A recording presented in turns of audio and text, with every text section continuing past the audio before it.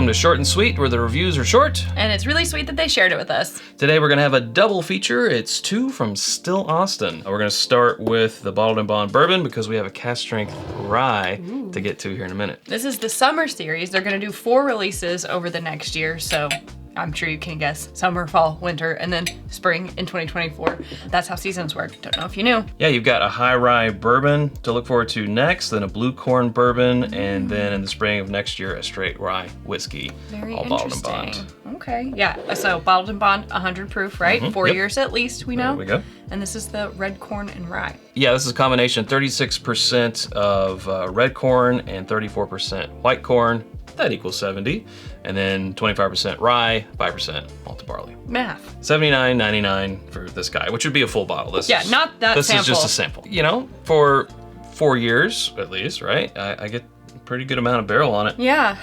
Yeah, some brown sugars. Some fruit. Very nice news. Peachy pear. I don't know. To your health. I like that a lot. Mmm.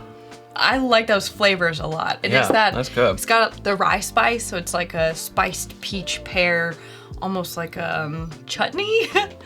Peaches and pears, like a nice fruit, syrupy, like Compote?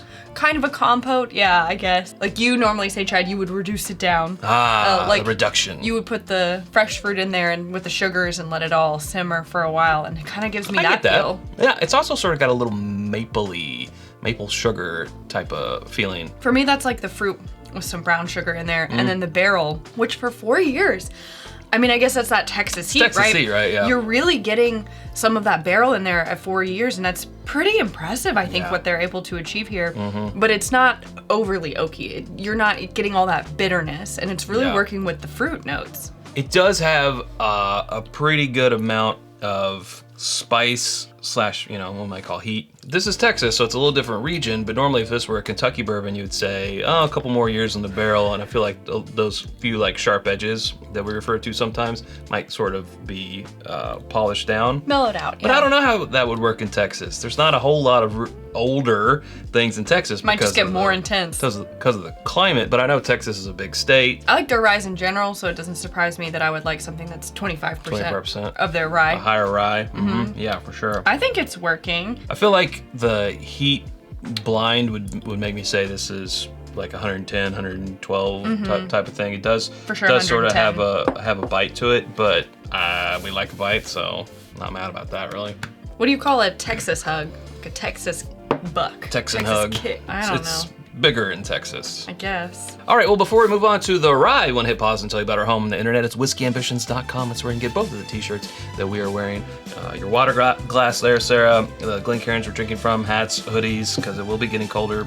Trust me, it'll eventually One happen. day. Bottle cut candles and more. It's coming soon at whiskyambitions.com. And you can become a patron at patreon.com/itsbourbonnight for as little as $1 a month. We would love to have you join our community where we release after the episode exclusives, discounts on that merch Chad was talking about, depending on your tier, barrel picks, which is pretty exciting, more coming all the time, and lots of other stuff. All right, let's get set up and switch gears for an actual rye, and it is Cask Strength. This is 116 proof. This is 100% Texas rye.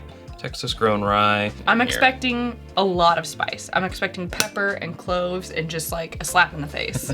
So this one was done in partnership with Nancy the Nose Fraley. She helped select the barrels that went into this, and it is $63.99. Honestly, Chad, you said maple on the first one, but I kind of get it more here. Yeah. Like the first thing that jumps out at me isn't those peppery, clovey, mint notes or anything like that I would expect with 100% rye. It's actually a kind of a sweet maple and spice. I don't know if this makes sense, but it's a breakfast maple.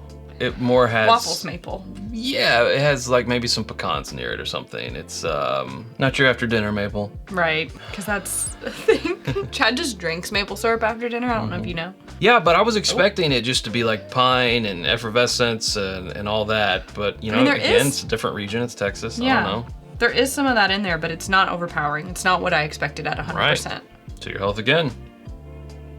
Well, that's a nice mouthfeel. But it is more of that on the palate. On the palate, for sure. Yeah, I wouldn't say the nose is misleading, but it doesn't indicate those notes as much as they are. I didn't know that was coming. Yeah, so it's a big rush of, ooh, I can breathe better. Effervescence, that sort of pine foresty feeling that people talk about on high rye. Rye is just being the highest rye that you can rye, right? A little bit of eucalyptus, a little bit of like spearmint, allspice, a little peppery. But without being Christmassy. Without being Christmassy, yeah. It still has some sweetness to it.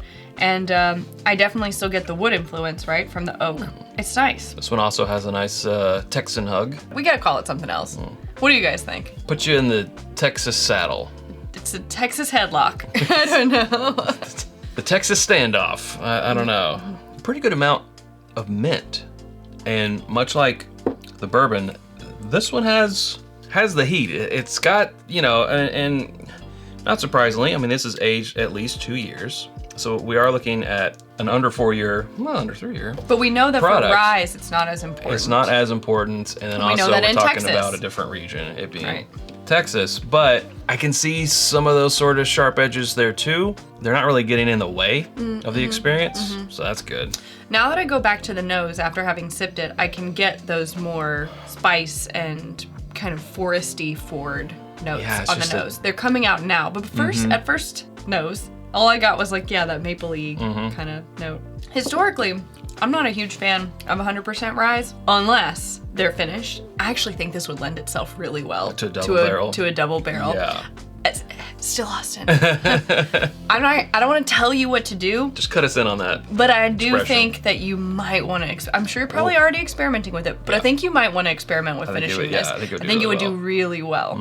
But who am I to say? I think this one's also tough because it's over 90 degrees today. It's I think very this hot. would be a fall, winter Absolutely. type of drink because it does have a kick to it. This is definitely on like my favorite end of 100% rise. Like this rises to the top of that category for me. Rises to the top. Wow, I'm really getting peppermint now after having several sips and as it's settling down into the chest very nicely. A lot of peppermint. Well, we'll be looking forward to the other 3 Bald and Ponds as they come out. The other one should be here pretty soon, actually. So looking forward to that. But that's where we better leave it. If you haven't subscribed to us already, you can do so by clicking right up here. There's suggestions of other videos down here, and we hope to see you over there in one of those. Thanks, Sarah. Thanks, Chad. Thank you, Still Austin. Until next time, drink more bourbon and rye.